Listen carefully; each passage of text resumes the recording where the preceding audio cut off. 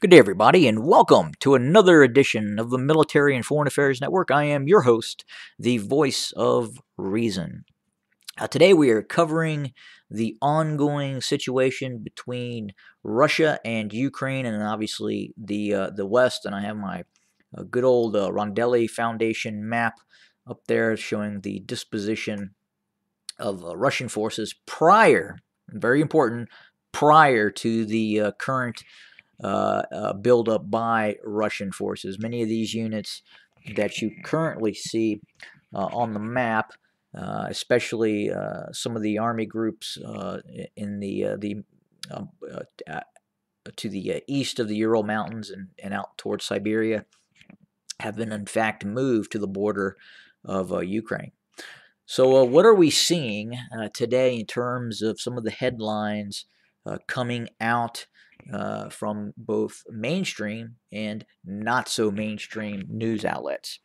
Well, the situation does not look good at all, and I'll just start by going through some of the headlines. Reuters: no concessions, no breakthroughs. Russia, U.S. cast pall on Ukraine talks. CBS News: Ukrainian troops brace for possible Russian invasion. Kali Times: U.S. warns Russia of risk of confrontation ahead of Ukraine talks. CTV News: Northern Ontario, from our brothers up there in Canada. Jolly won't rule out sending weapons to Ukraine over Russian military offensive. The week, U.S. Does Putin want to avoid war? Question mark. DPA International: hopes fade for breakthrough as Russia U.S. prepare for Ukraine talks, and that's this Monday, I do believe. Let's see. Scroll.India. Russia's involvement in Kazakhstan seems straight out of Putin's Ukraine playbook. TVP World, World News, Kazakhstan unrest, Ukraine, Russian troops in Timbuktu. Let's see, what else do we have here? Yeah, so it again, a voice of America. U.S. Russia express little optimism about talks this week. So again, just kind of based on the Russian demands, and those Russian demands again are roughly speaking that Ukraine not be allowed to join NATO, or better yet, that Russia would have veto power over Ukraine joining NATO or any other bordering former Soviet satellite that would have the ability to join NATO. And just to understand, Ukraine was not a Soviet satellite. It was part of the Soviet Union. So again, it wasn't like Poland or one of the Warsaw Pact countries.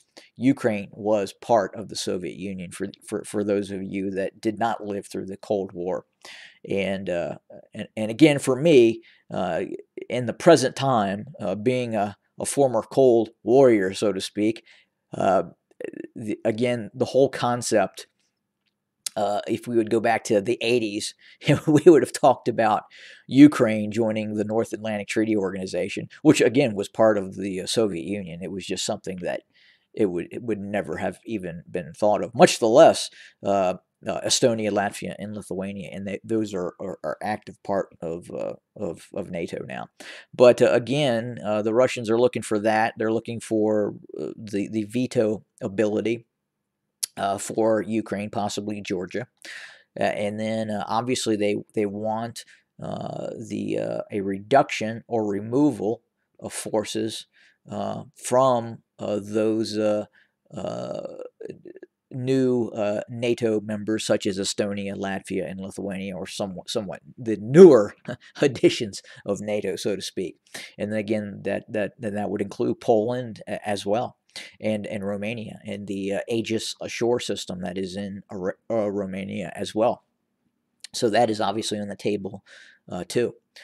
So again, that is probably not something. I don't want to say probably. I would say it is not something that the United States or NATO is willing to acquiesce on, or would be willing to acquiesce on, especially those forces in the current NATO countries, because again, it's not entirely up to the United States. While obviously the United States is a big part of that, we are also starting to see a divide in terms of certain European nations starting to get a little nervous by some of the conversations that's coming out of the Biden White House. And again, it would appear that that old Joe Biden, or whoever's running the country at this point in Joe Biden's cabinet, is looking at possibly appeasing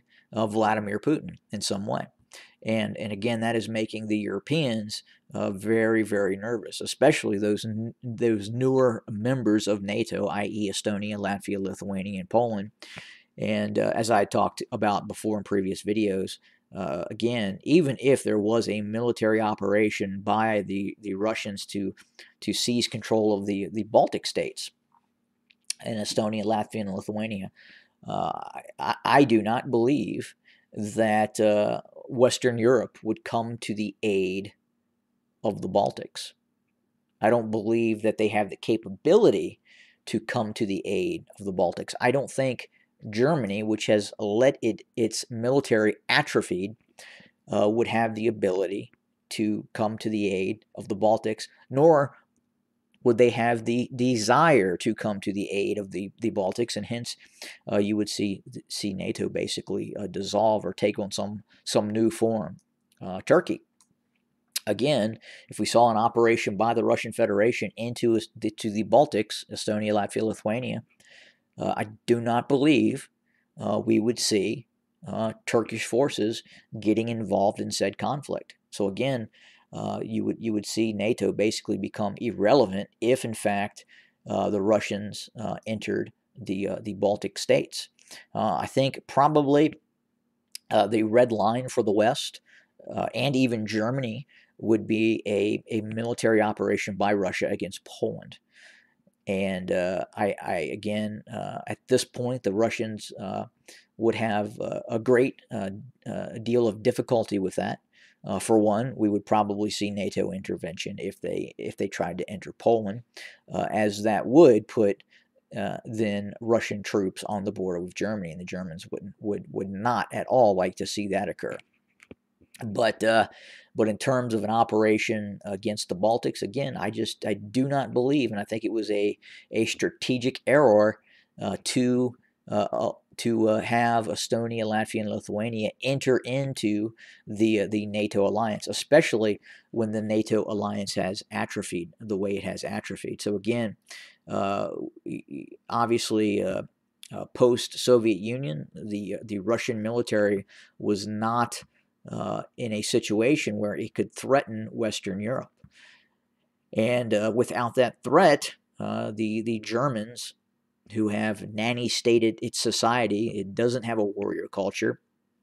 It is a nanny state that is feminizing its males. It's feminizing its population.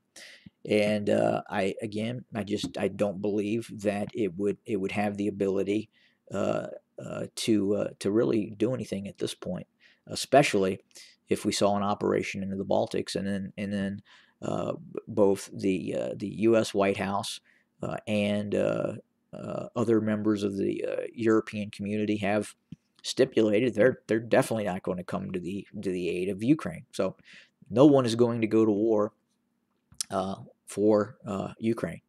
Ukraine is going to be on its own, and quite possibly it understands that. And I don't believe that Ukraine on the surface is asking for external forces. I think it's more or less asking for the ability to defend itself in terms of being provided with weapons. I think the fortitude of Ukraine is there to defend itself, and I think it will. With that being said, it's obviously facing an immense task in a challenge in terms of facing down the Russian army. It's in a much better place than it was in 2014 when the Russians took control of Crimea and the eastern Donbass region. But with that being said, it still would have great difficulty with the full weight of the Russian military, especially in eastern Ukraine. It would be hard pressed to stop the vast mechanized armored armies of the Russians from entering eastern Ukraine. But again, I do think it would be one hell of a fight, and for all intents and purposes, the way things are going right now politically, it appears, at least on the surface, that fight is on the horizon. But we will see what happens. We'll continue to monitor the situation and provide more videos about this ongoing crisis. Have a good day, everybody.